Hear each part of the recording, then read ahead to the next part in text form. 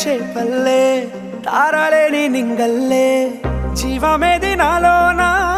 నువ్వు మాటలాడందే మళ్ళీ అలాకొస్తానే కాళ్ళ ఎలా పడతానే లెంపలేసుకుంటానే ఇంక నిన్ను ఇడిపోనే ఉప్పు నీటి ముప్పుని కూడా గొప్పగా దాటే కట్టునే